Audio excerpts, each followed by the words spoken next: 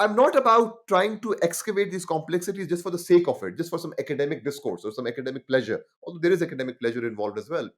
But the reason why this is so politically significant today, Ali, in today's context, is that it is precisely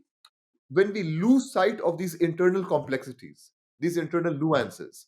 that gives rise to different forms of anti Muslim racism, for example, in the contemporary Indian context, ranging from the Hindutva kind of, brazen, violent, fascistic kind of anti Muslim racism, or in some ways equally repugnant, but maybe less viscerally violent at times, this kind of more liberal, secular Islamophobia and anti-Muslim racism, which tries to privilege some actors over others, which is all about raising one's voice for Omar Khalid, but not raising one's voice for Sharjilam, because Sharjil makes people much more uncomfortable. So this is also a form of anti-Muslim racism and Islamophobia, right? That people are uncomfortable about, and that to be very blunt, is something which is shared even by many academics. Many academics who are all about, solidarity with Palestine, solidarity with Muslims and Islamophobia, and how great it is that Zoran Mamdani is now the mayor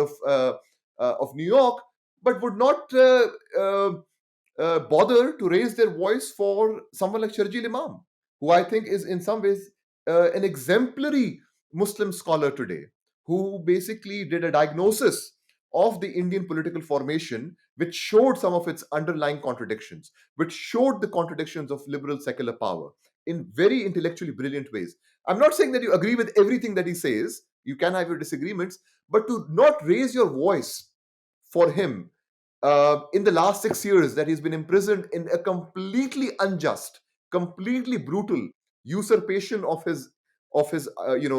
freedom, to not raise your voice for him, I'm sorry, that is in some ways being aligned with a certain kind of discomfort with expression of Muslim politics, which does not align with a liberal secular conception of what is a good Muslim. So, and that is that is intolerable, and that should be called out.